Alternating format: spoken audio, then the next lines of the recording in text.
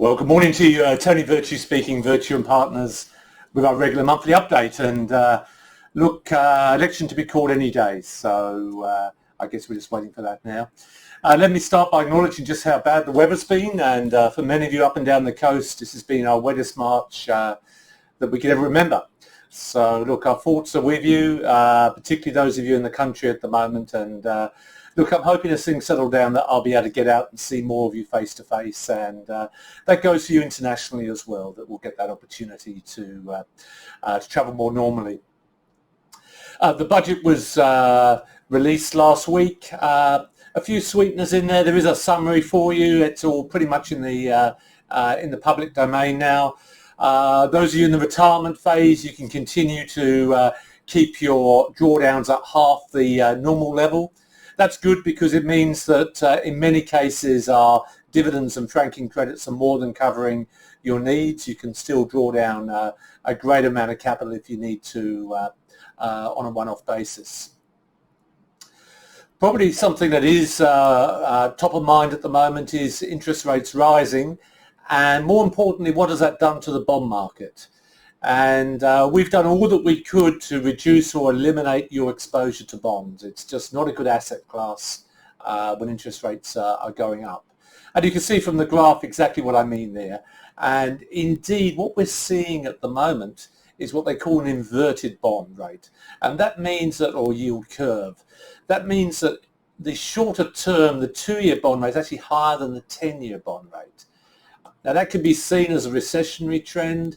It could also be seen as something where interest rate rises will be fairly short-lived and will reduce. And certainly our house view here is that technology is driving down the cost of getting things done.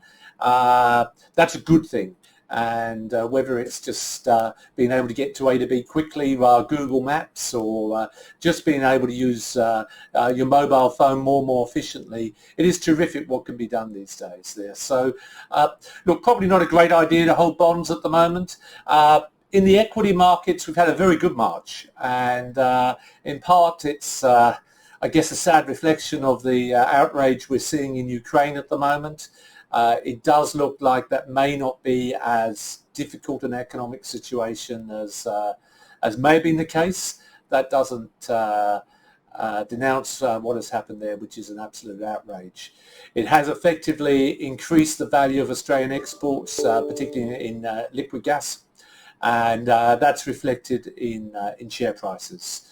Dividends being paid out at the moment, including CBA, and we're still targeting that 5 to 6% dividend yield across the entire stock market, which goes a long way to meeting clients' income needs there.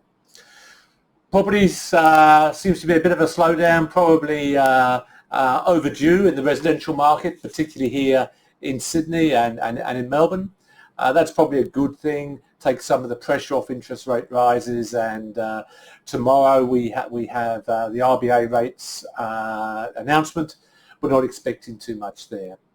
So that's enough for today. We are definitely in caretaker mode at the moment as far as governments go. I think things will just drift along a little bit, and you know, reading the tea leaves, people just want to rest and get back to a level of normality. We're working hard. We're here to support you. As I mentioned earlier, I'm hoping to get out and visit many of you face to face in your workplace. Enough for today. Tony Virtue, when experience pays.